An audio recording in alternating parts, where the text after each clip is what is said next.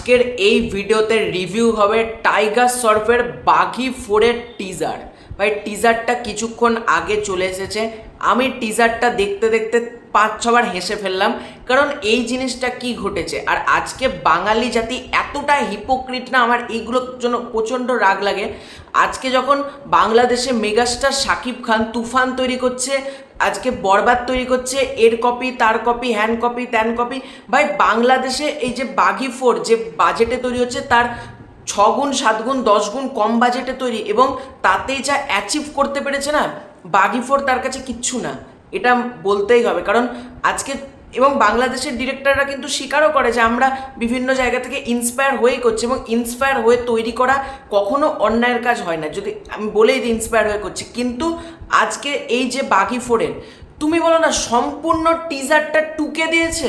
ভাই এটা কি টিজার হয়েছে, মানে আজকে তোমার বাজেট আছে, বাজেটগুলো কি মানে কোথায় যাচ্ছে আমি এটা বুঝতে পারছি না। বাজেটগুলো কি রাস্তায় মানে কোনো অনুদানে দান করা হচ্ছে, এটাও কিন্তু বোঝা যাচ্ছে না। কারণ এটা টিজার হয়েছে, মানে এক কথায় বলতে গেলে টিজারটা একটা রদ্দি ছবি, মানে একটা বলে না ছবিটার লুক অ্যান্ড ফিলটা প্রিমিয়াম রাখার চেষ্টা করা হয়েছে। ভাই টিজারে কি দেখালো, সবাই সবাইকে কেটে যাচ্ছে, সবাই সবাইকে মেরে যাচ্ছে।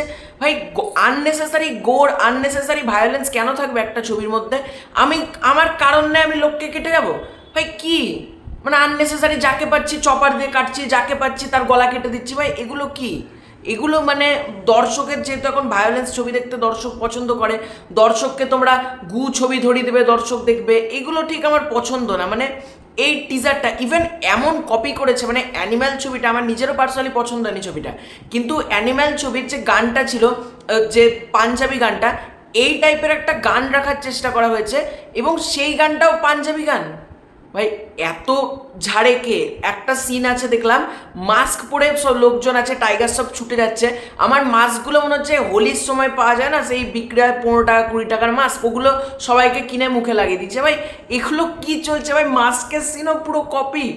মানে আর এর ব্যাকগ্রাউন্ড মিউজিকটা যদি তোমরা দেখো, ব্যাকগ্রাউন্ড মিউজিক হয় একটা কিংবা একটা কোটোর মধ্যে কিছু পাথর ভরে খটখট খটখট আওয়াজ হলে যেরকম মিউজিক তৈরি হয়, সেই রকম মিউজিক হয়েছে।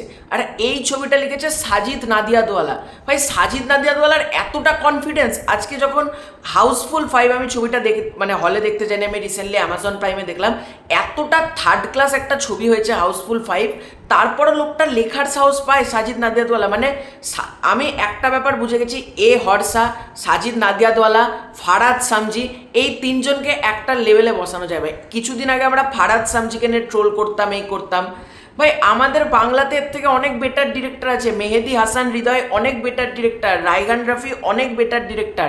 আজকে তারা বাংলাতে এত কম বাজেটে, এত কম মানে টেকনিশিয়ান দিয়ে যেটা অ্যাচিভ করতে পারছে, আজকে বলিউডের কাছে 400 কোটি 500 কোটি কোনো ব্যাপার না। মানে পার ডে যেভাবে ইনকাম হয় বলিউড থেকে, বলিউড ইন্ডাস্ট্রিটা যেভাবে রান করছে, ভাই এই টাকাগুলো দিয়ে কি গুটখা খাওয়া হচ্ছে আমি বুঝতে পারছি না, মানে কোথায় যাচ্ছে টাকাগুলো। আর একটা লাস্টের সিনটা দেখে আমি পুরো হেসে অবাক, চারিদিকে আগুন জ্বলছে, ভাই বিড়িটা ধরাবি, আগুন সাইডে জ্বলছে, সঞ্জয় দত্ত যাবে বিড়িটা ধরিয়ে নেবে, এনাফ। লোকজন মরে গিয়েছে, তার হাত কাটছে, মনে হচ্ছে সেই মুরগির রোস্ট তৈরি হবে, হাতটা কাটলো, হাতটা কাটার পর এরকম বিড়ি দিয়ে হাতে আগুন জ্বালিয়ে, ভাই এত এইগুলোকে ফেক সোয়াগ বলে। ভাই এগুলো কোনো সোয়াগ না। সঞ্জয় দত্ত একজন বড় লেজেন্ড অ্যাক্টর, তাকে এরকম ছাপড়িগিরি ক্যারেক্টার মানায় না। আজকে দর্শকের এটা কোশ্চেন আসবে, ভাই চারিদিকে যখন আগুন জ্বলছে তুমি বিড়িটা ধরানোর জন্য লোকের হাত কেটে কেন আগুন দিয়ে বিড়ি ধরাচ্ছ? মানে কোন লেভেলে ক্রিন জিনিসপত্র যে হতে চলেছে এই ছবিটার মধ্যে বুঝতে পারছি। টাইগার শ্রফ কিন্তু ফ্লাইং জ্যাট বলে একটা ছবি তৈরি করেছিল, ওয়ার বলে ছবিটা করেছিল। টাইগার শ্রফ কিন্তু ভালো অভিনেতা। তারপর একের পর এক বাঘি 3 তো অত্যন্ত জালি একটা ছবি, তারপর বাঘি 4। আমি জানি না এই ছবিটা দর্শকদেরকে কতটা ক্রিন জিনিসপত্র দিতে চলেছে, এবং আমার সিরিয়াসলি বলছে সাজিদ নাদিয়াদওয়ালার উপর এবার সন্দেহ হচ্ছে আফটার হাউসফুল 5।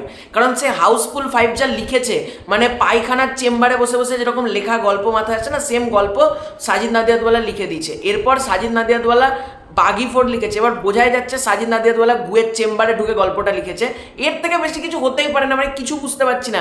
এখানে ফিমেল ক্যারেক্টারও একে ওকে কুপিয়ে দিচ্ছে। ভাই আর কিছু বলার নেই, সিনেমাটা যে কতটা রোদ্দি একটা জালি ছবি হবে এটা আমরা দেখার জন্য ওয়েট করছি। আর অ্যানিম্যাল, মার্কো কিল এই ছবিগুলোকে ম্যাশ আপ করে আর কতদিন, সিরিয়াসলি বলছি বলিউড নিজেই কপি করছে, তাহলে বাংলার ওপর প্রশ্ন তুলো না। বাংলা যখন একটা খাদান তৈরি করছে, একটা তুফান তৈরি করছে, একটা বরবাদ তৈরি করছে, তাদের উপর প্রশ্ন তুলো না। তারা যথেষ্ট ভালো, এবং অ্যাটলিস্ট খাদান, তুফান, বরবাদ তো বাঘি ফোরের থেকে 1000% বেটার, এটা আমার মনে হয়।